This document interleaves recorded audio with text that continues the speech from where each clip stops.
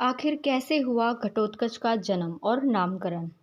आज इस कहानी के माध्यम से हम जानेंगे कि घटोत्कच का जो नाम है वो क्यों और कैसे पड़ा। सुरंग के रास्ते लाक्षागृह ग्रह से निकलकर पांडव अपनी माता के साथ वन के अंदर चले गए। कई कोस चलने के कारण भीमसेन को छोड़कर शेष लोग थकान से बेहाल हो गए और एक विट वृक्ष के नीचे लेट गए। माता कुंती प्यास से व्याकुल थी, इसलिए भीमसेन किसी जलाशय या सरोवर की खोज में चले गए। एक जलाशय दृष्टिगत होने पर उन्होंने पहले स्वयं जल पिया और माता तथा भाई को जल पिलाने के लिए लौटकर उनके पास आए। वे सभी थकान के कारण गहरी निद्रा में निमग्न हो चुकी थी, अतः भीम वहां पर पहरा देने लगे। उस वन में हिडिम्ब नाम का एक भयानक असुर का निवास था। मानवों का गंध मिलने पर उसने पांडवों को पकड़ लाने के लिए अपनी बहन हिडिंबा को भेजा, ताकि वह उन्हें अपना आहार बनाकर अपनी क्षुधा पूर्ति कर सके।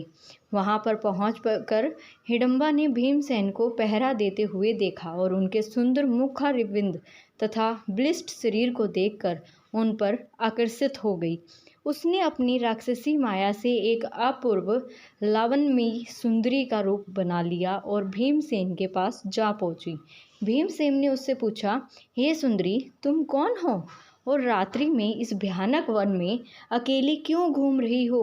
भीमसेन के प्रश्न के उत्तर में हिडिंबा ने कहा, हे नरश्रेष्ठ, मैं हिडिंबा नाम की राक्षसी हूँ।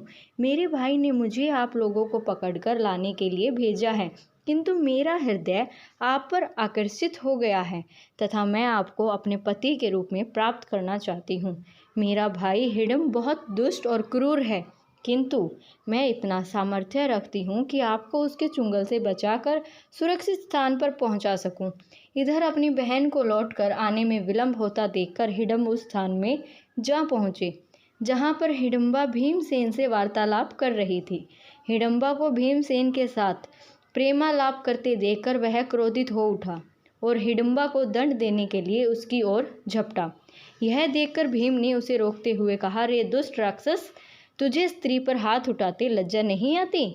यदि तू इतना ही वीर और पराक्रमी है तो मुझसे युद्ध कर। इतना कहकर भीमसेन ताल ठोकर उसके साथ मल्ल युद्ध करने लगे। कुंती तथा अन्य पांडव की भी नींद खुल गई। वहां पर भीम को एक राक्षस के साथ युद्ध करते तथा एक रूपवती कन्या को खड़ी देखकर कुंती ने पूछा, पुत्री, तुम कौन हो? हिडिंबा ने सारी बात उन्हें बता दी। अर्जुन ने हिडिंब को मारने के लिए अपना धनुष उठा लिया, किंतु भीम ने उन्हें बाण छोड़ने से मना करते हुए कहा, भैया आप बाण मत छोड़िए, यह मेरा शिकार है और मेरे ही हाथों मरेगा। इतना कहकर भीम ने हिडिंब को दोनों हाथों से पकड़कर उठा लिया और उसे हवा में अनेकों बार घुमाकर इतनी तीव्रता के साथ भूमि पर पटका कि उसके प्राण पखेरु उड़ गए। हिडिंब के मरने पर वे लोग वहां से प्रस्थान की तैयारी करने लगे। इस पर हिडिंबा ने कुंती के चरणों में गिरकर प्रार्थना करने लगी, हे माता, मैंने आपके पुत्र भीम को अपने पति के रूप में स्वीकार कर लिया है। आप लोग मुझे कृपया करके स्वीकार कर लीजिए। यदि आप लोगों ने मुझे स्वीकार नहीं किया तो मैं इसी क्षण अपने प्राणों का त्याग कर दूंगी। हिडिंबा के हृदय में भीम के प्रति प्रबल प्रेम की भावना देखकर युधिष्ठिर बोले, हिडिंबी, मैं तुम्हें अपने भाई को सौंपता हूँ, किंतु यह केवल दिन में तुम्हारे साथ रहा करेगा और रात्रि को हम लोगों के साथ रहा करेगा। हिडिंबा इसके लिए तैयार हो गई और भीम के साथ आनंदपूर्वक जीवन व्यतीत करने लगी। 1 वर्ष व्यतीत होने पर हिडिंबा का पुत्र उत्पन्न हुआ। उत्पन्न होते समय उसके सिर पर केश न होने के कारण उसका जो नाम है वो घटोत्कच रखा गया। वह अत्यंत मायावी निकला और जन्म लेते ही बड़ा हो गया। हिडिंबा ने अपने पुत्र को पांडवों के पास ले जाकर कहा, यह आपके भाई की संतान है, अतः आप लोगों की सेवा में रहेगा। इतना कहकर हिडिंबा वहां से चली गई। घटोत्कच श्रद्धा से पांडवों तथा माता कुंती के चरणों में प्रणाम करके बोला, आप मुझे मेरे योग्य सेवा बताए। उसकी बात सुनकर कुंती बोली, तू मेरे वंश का सबसे बड़ा पुत्र है, समय आने पर तुम्हारी सेवा अवश्य ली जाएगी।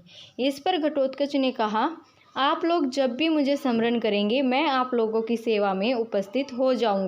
इतना कहकर घटोत्कच उत्तराखंड की ओर चला गया। यह कथा आपको कैसी लगी कृपया कमेंट करके ज़रूर बताएं। धन्यवाद।